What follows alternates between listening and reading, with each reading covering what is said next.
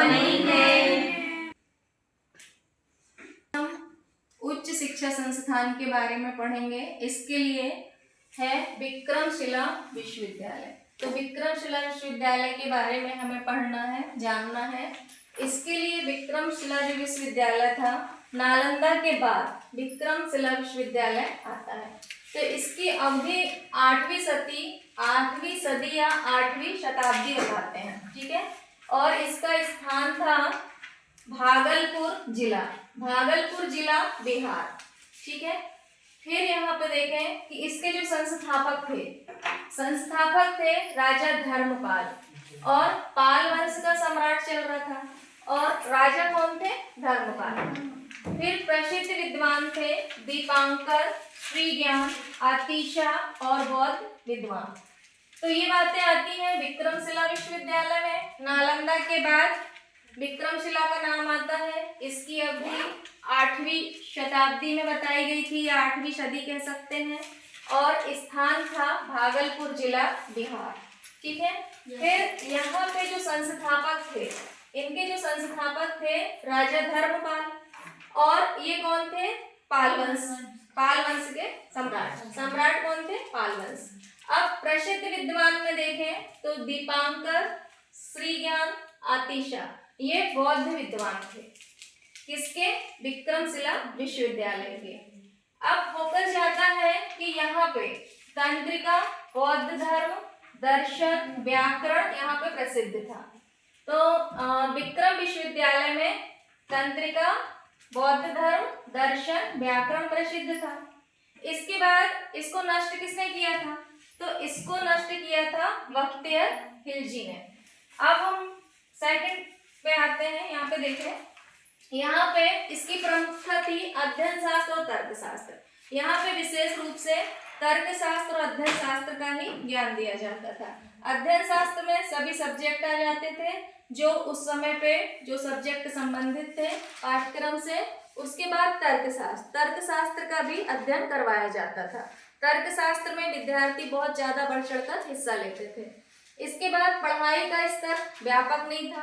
नालंदा में जो पढ़ाई होती थी, नालंदा की जो शिक्षा पद्धति थी, नालंदा की जो विधियां थी, वही विधियां कहाँ अपनाई जाती थी? विक्रमशिला विश्वविद्यालय में नालंदा की तरह ही पढ़ाई करवाई जाती थी। चूंकि ये विस्तृत नहीं था, व्यापक नहीं था, बड़े रूप में नहीं था, तो नालंदा विश्वविद्यालय की जो शिक्षण विधियां थी, वही शिक्षण विधियां कहाँ की थी? विक्रम विश्वविद्यालय की, ठीक है। अब इसकी जो भी मौखिक विधि थी, उस समय में, प्राचीन समय में क्या होता था कि जैसे आपका अभी ये लिखित में आप लिखते हो, आपके पास कॉपी है, पेन है, ऐसा आप लिखते हो, तो ऐसा कुछ भी नहीं था। जो भी शिक्षा दी जाती थी, मौखिक शिक्षा दी जाती थी। और मौखिक शिक्षा के साथ साथ जो भी चीजें हैं, यदि बच्चों को एग्जाम लिया जाता था, परीक्षा करवाई जाती थी, तो वो भी गुरु समझाते थे, और जो स्टूडेंट, छात्र, शिष्य थे, वो उन प्रश्नों के उत्तर देते थे। तो इस तरह पहले मौखिक प्रणाली ही अपनाई जाती थी, मौखिक ही पढ़ाया समझाया जाता था, और मौखिक ही परीक्षाएं होती थी और प्रयोगात्मक परीक्षाएं होती थी। तो मौखिक विधि के सभी रूपों को अपनाया जाता था। सभी रूपों से मतलब क्या है कि गुरु ने जो शिक्षा दी, जो भी आचार्य थे वहाँ के, उन्होंने जो शिक्षा दी, छात्रों को जो समझाया, वो छात्र उस चीज को कंठस्थ करते थे। फिर गुरु जो पूछते थे, छात्रों को उनको कंठस्थ करके बताना पड़ता था। उसके बाद कंठस्थ करने के बाद जो शिक्षा उन्होंने बताई है, वो प्रयोगात्मक रूप में भी जो पूछते थे, तो वो छात्रों को करके दिखाना होती थी। इसके बाद पाठ्यक्रम प्रकृति द्वारा था, नेचर द्वारा। कैसे था कि एक पेड़ के नीचे छात्र सारे बैठा करते थे, फिर गुरुजी, आचार्य वगैरह बैठते थे, और वो फिर छात्रों को शिक्षा देते थे, प्रदान करते थे। और प्रमुख विषय इनका तंत्र था। और इसके बाद जो शिक्षण विधियां थी, शिक्षण विधियां चूंकि मौखिक था, कुछ ऐसा लिखित होता नहीं था, उस टाइम पे इतनी सारी चीजें उपलब्ध नहीं थी जितनी आज उपलब्ध है। तो शिक्षण विधियां चूंकि मौखिक थी, इसलिए जब गुरु शिष्यों को पढ़ाते थे, छात्रों को पढ़ाते थे, तो पढ़ाने के बाद जो चीज पढ़ाई गई है उसका क्या करते थे? विचार विमर्श करते थे।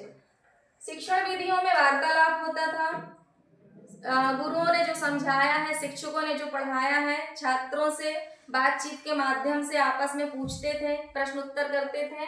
और इसी तरह कुछ जो सीनियर छात्र थे या जूनियर छात्र थे वो आपस में उसी पढ़ाई गई चीज का आपस में एक वाद विवाद स्वरूप में तर्क करते थे कि ये सही हो सकता है या नहीं हो सकता है।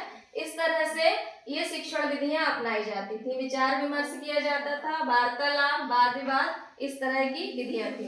तो ये सारी विधियां नालंदा विश्वविद्यालय में अपनाई जाती थी और नालंदा विश्वविद्यालय की जो शिक्षा थी वही शिक्षा विक्रमशिला में अपनाई जाती थी। क्योंकि विक्रमशिला कोई व्यापक नहीं था, बहुत ही मतलब छोटा स्तर था नालंदा का, लेकिन जो जो चीजें नालंदा विश्वविद्यालय में अपनाई जाती थी वही विक्रमशिला विश्वविद्यालय में अपनाई जाती थी। ठीक है, थैंक यू।